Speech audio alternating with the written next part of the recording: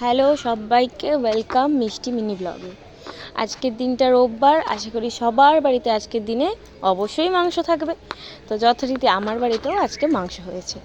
তো আমরা সবাই খুব ব্যস্ত, তো আমাদের ব্যস্ত জীবনে খুব তাড়াতাড়ি চটজলদি রান্না করার জন্য তোমাদের কাছে একটা রেসিপি নিয়ে এসেছি।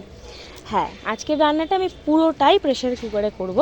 তো চলো তোমাদের ভিডিওটা শেয়ার করি। প্রথমে আমি মাংসটাকে ভালো করে ধুয়ে নিয়েছি।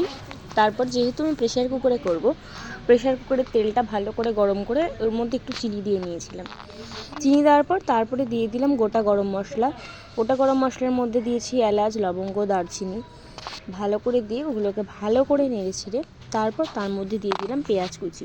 পেঁয়াজটাকে ভালো করে একটু ভেজে তার মধ্যে দিয়ে দিলাম টমেটোটা ভালো করে ভাজার পর টমেটোটাকে ভালো করে নাড়াচাড়া করে তারপর তার মধ্যে দিলাম একটু ক্যাপসিকাম ছিল, গ্রিন বেল পেপার, ওটা দিয়ে ভালো করে নাড়াচাড়া করে তারপর দিয়ে দিলাম তার মধ্যে কাঁচা ধুয়ে রাখা মাংসটা দিয়ে ভালো করে নাড়িয়ে তারপর এক এক করে দিচ্ছি মশলা।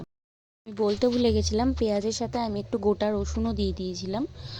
তো যাই হোক, সব কিছু এবার মিক্সড করে এবার দিচ্ছি একে একে মশলা।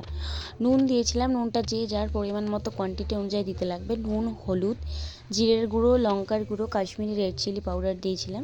তার সাথে দিয়েছিলাম মিট মশলা। ভালোটাকে পুরোপুরি ভালোভাবে মিক্সড করে নেওয়ার পর তারপর লাস্টে আমি অ্যাড করেছিলাম টক দই।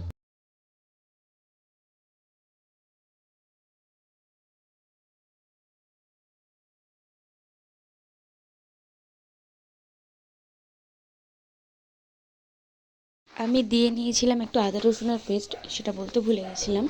তো আদা রসুন পেস্ট, তারপর দই, সব কিছু অ্যাড করে ভালো করে মাংসটাকে কষিয়ে নিতে হবে। তারপর আমি অ্যাড করলাম লাস্টে একটু গরম জল। হ্যাঁ, জলটা অবশ্যই গরম দিলে খুব ভালো হয়। তো গরম জল অ্যাড করার পর তারপর সেটাকে প্রেশার কুকারটা লক করে দিলাম। লক করে দিয়ে এবার মোটামুটি ওয়েট করতে হবে, যার কোয়ান্টিটির মাংসের যেমন থাকবে সে সেরকমভাবে হুইসেলটা দেবে। আমি 4-5টা দিয়ে নিয়েছিলাম, আমার বেশি কোয়ান্টিটির মাংস ছিল না, অল্প ছিল। তো তারপর চলো ফাইনাল রেজাল্টটা কেমন হলো দেখাচ্ছি। আমি একটু মাংসের মধ্যে আলু অ্যাড করেছিলাম। তো সবাই অবশ্যই আমাকে কমেন্ট করে জানিও কার কার মাংসের মধ্যে আলু খেতে ভালো লাগে। রান্না করতে করতে পাশে ভাত বসিয়ে দিয়েছিলাম, গরম ভাতের সাথে গরম মাংসর ঝোল, খুব ভাল লাগে।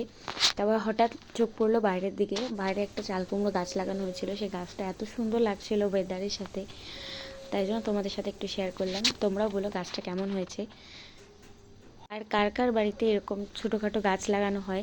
আমার বাড়িতে ছোটোখাটো বাগান করা আছে, কিন্তু সেগুলো ফলও আছে, কিন্তু চাল কুমড়ো গাছ বা এই টাইপের সবজির কোনো গাছ সেরকমভাবে ছিল না। এবার একটু লাগিয়েছি ফুলকপি। তো অবশ্যই জানিও কে কে আমার ভিডিও কোথা থেকে দেখছো আর কেমন লাগছে, যাতে আমিও একটু উৎসাহ পাই। হ্যাঁ বাবা, এই তো হয়ে গেছে মাটন।